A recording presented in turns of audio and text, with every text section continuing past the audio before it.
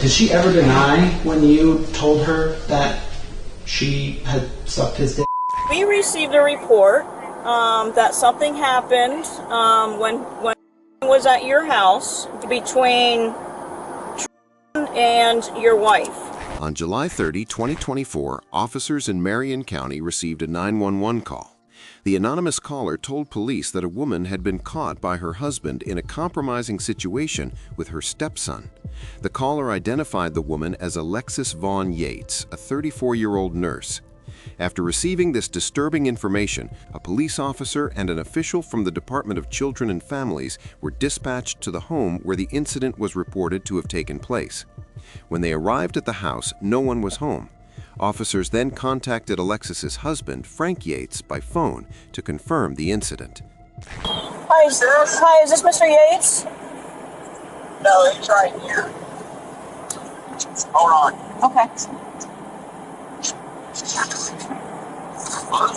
Hi, Mr. Yates. Hi, this is Meredith with Department of Children and Families. Okay. We received a report regarding... Okay. Are you aware of a report that was made? No, I was not. Okay. We need to speak to you about this, and we need to speak to Stepson, or at least Stepson. Okay, I was with his mom in Washington, D.C. And he went home last Saturday. So he was not with you on the 26th? On the 26th, yeah, I mean, he was down visiting us. Okay. And went home, I think, on the 29th. Okay. What is this in regards to? Well, we received a report that something happened when he was at your house between on the 26th between and your wife. Okay. And that you allegedly walked in on them. No, that's not true. Okay. So our report came in, sexual battery, that you walked in with them in the middle of sexual acts. No, that is 100% false. Okay. So, I know he's a very messed up kid. I really haven't been a part of his life for very long, but if there's anything like this, I probably should. I don't know. Yeah. So right now, all that's the only information we have. You know, we don't have anything coming directly from him per se. But it did mention that you walked in on them. No. That's Okay. definitely true. Okay. And, I don't know. Is there anyone I can know who said that? Or? It's anonymous. Yeah, it's anonymous, so we don't even know. The call came in through a line called Crime Stoppers, which is like for anonymous tips. We honestly assumed you made the report, or something along those lines, but we don't have any information other than, like she was saying, that's what the report said. Okay. Which is why we're actually at your house right now. You used to live at the. Yes, sir. Me and the CPI are currently sitting in your driveway right now, actually. We were coming to come talk to you and talk to... but you don't know anything about anything like this? No. Are you able to provide me with with mom's information where we can do a well check child on? Yes, I can.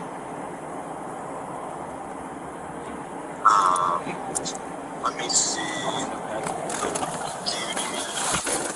If you could, well, I'm calling from the sheriff's department phone number, so this is not my phone. So, okay, so I already sent my information to your, I guess, your wife.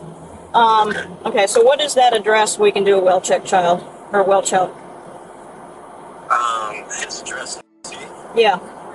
I am not sure of that off the top of my head. I can give you her phone number. Yes, please. Frank Yates denied that the incident had ever happened.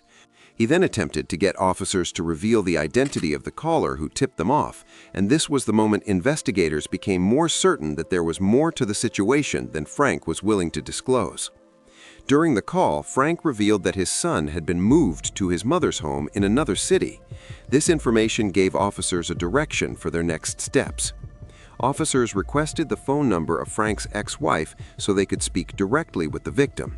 That decision would ultimately uncover the details Frank Yates appeared to be keeping secret. After speaking with Frank, police made contact with his ex-wife and the victim. On August 30, 2024, a forensic trauma interview was conducted with the victim at a child advocacy center in Washington, D.C. During the interview, the victim confirmed that the incident truly happened and that his father had walked into the living room while he and his stepmother were in a compromising position. He explained that on the night of the incident, his father had been away at work. He revealed that he was spending time with his stepmother, Alexis, and around 11 p.m., after her children had been put to bed, they were sitting together watching a movie before they began engaging in inappropriate interactions. He said his father unexpectedly arrived home and caught them in the act. The victim further stated that although it was the first time they had been physically intimate, Alexis had previously shown concerning behavior, including suggestive remarks and actions leading up to the incident. For example, he described a previous event during a vacation in Daytona Beach, Florida, where Alexis allegedly made inappropriate remarks about him in front of her friends. The interview with the victim provided investigators with significant information, but not enough evidence since the victim was directly related to the case. Several weeks later, detectives conducted a second phone call with Frank Yates. During that conversation, he confirmed that the incident had occurred, although he was reluctant to provide detailed information.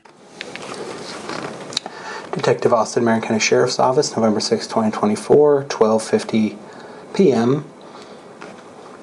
Case 240-16450, attempting to make contact with the child victim's father, Frank Yates III, at 352-843-4242.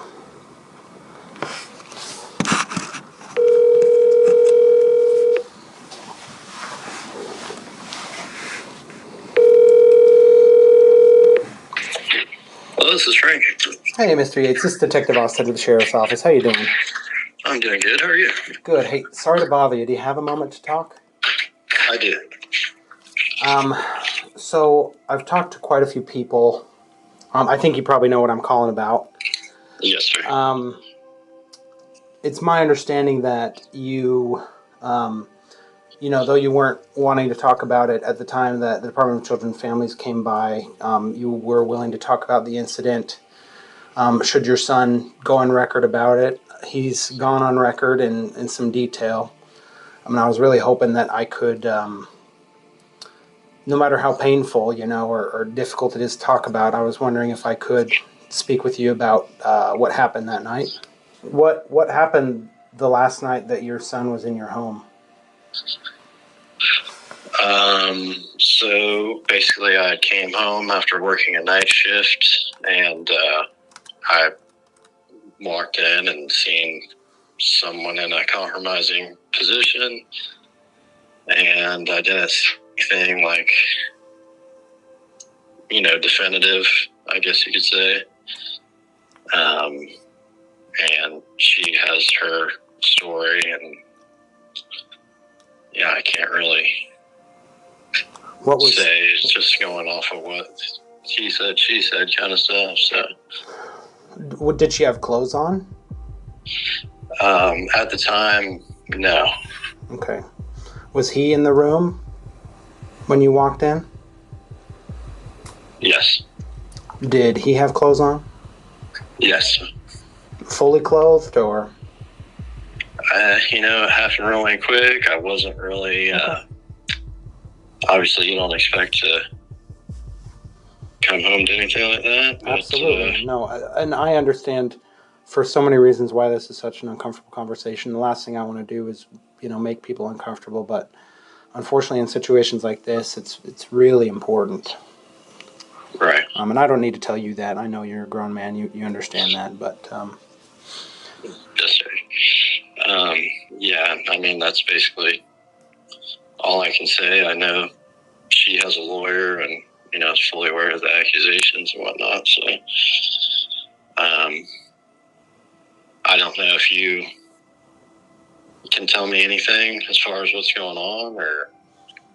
I certainly can tell you a little bit, Okay.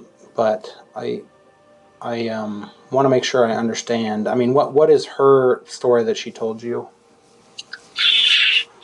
Basically, that she was in a towel, went out to the living room to get her phone late at night, and he had ripped the towel off of her, and that's when I came inside, all in that small window there, I guess you could say. Okay, well, it's my understanding she told some other people a different story. Do you know anything about maybe other statements she would have made? No, sir, I do not. Okay. Do you have... The biggest thing is if something is to... Basically, I don't want to be in a situation where I'm being, I don't know what you would say, accused, or... I have 2 small kids, I'm sure you know. If something was to happen to her, I would be the only parent. I'm just... Although Frank confirmed the incident, investigators determined that more evidence is needed to build a case against Alexis. Detectives then began speaking with individuals close to Alexis who were not directly involved in the case. The first person detectives interviewed was Megan Marie, Alexis's friend and sister-in-law.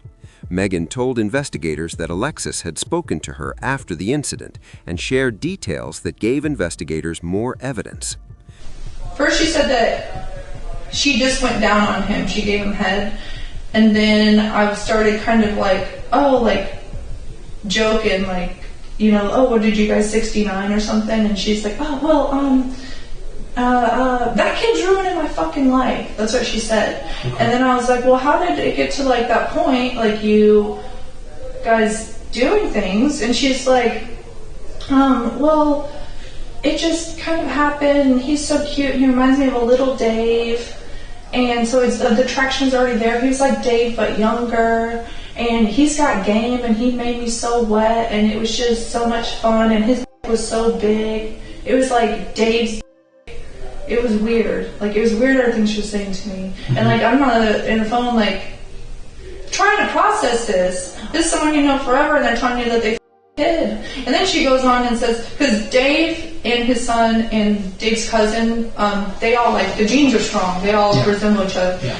And she made a comment saying that she should have Dave's cousin, because then at least he would have been of age, so it would have been better. That's what she said to me. She said at least it would have been better. She's like, but yeah, this kid's trying to ruin my life and all this shit. And I'm just like, damn, that's insane. Yeah. And I ended the phone call, and I'm just kind of what the fuck do I do with this information? And my husband's like, well, she told you that in confidence. I said, well, she told me she with a kid in confidence. And by the time I figured everything out, it was already reported. Everything was already... So, I was just what the fuck? And he's like, well, she told you that in confidence. And I'm like, but it's not like she told me. If she told me she's a 45-year-old, I would have kept that a secret. You know what I mean? Mm-hmm. So I called Dave immediately, and I was like, she just told me all this shit, and how and all this stuff. Now he had game, his dick was so big, and just weird. He's a very respectful, you know, he's a teenager. He's gonna have those little teenage quirks, whatever. But he's a respectful kid. He's never been weird to me. He's never, approached me awkwardly. But let's say he did, as a reasonable person. I'd say, get the fuck away from me, dude. Get the hell, go in your room. Yeah. And Dave deserved to know, because Dave's a great guy, and he's always been good to her. And she treats him like shit, and then she's gonna go and do this. It's just absolutely terrible. Detectives also interviewed Mercedes, Alexis's friend and co-worker, who reportedly provided a similar account to Megan's. Following these interviews, law enforcement located Alexis Von Yates. She denied the allegations and stated that she was being falsely accused. Sheriff's Office. Good morning. Someone left a card for you. Oh, thank you. Yeah, hey, I'm Detective Ofsted with the Sheriff's Office. Are you Alexis? Yes. Hey, I was hoping to speak with you. Okay. If you have a moment. Are you able to come speak with me? Oh, my kid's sleeping. I just got woke up and I gotta take him to school like in a little while. What's this about? Is your husband here? He works out of town. Hold on. Oh, is he out of town right now? Yeah. Shoot. Okay. Why? What's going on? Yeah, I'm not quite exactly sure, all the details right now, but there was something I was hoping to speak with you about. Someone able to watch the kids, maybe, while we talk? Not really. I had my mom watch the kids like Monday, Tuesdays, and I just got off work. I'm a nurse, and I just got off work like last night, so I just was getting my sleep. Does this have to do with, I already have a lawyer. Is this about Tristan? Yeah, it has to do with Tristan a little bit. I think everybody deserves to give their side of things. Okay. Again, that's what I was hoping to speak with you about. It's very accusative and very damning to me to a point that I don't want to talk to anybody, and I did get a lawyer. And I could give her your number. So you don't want to talk to me about it? I don't want to talk to anybody about This it. deputy's going to place you under arrest for the lascivious battery. We'll figure out something with the kids, okay? And I'll be right back, okay? Alexis was eventually arrested and placed into custody on November 6, 2024. Following her arrest, her nursing license was suspended. On September 16, 2025, Alexis Von Yates was found guilty of lascivious battery involving a child, a second-degree felony under Florida law. She was sentenced to 2 years in state prison, 2 years under community control, followed by 10 years of probation under strict sex offender supervision.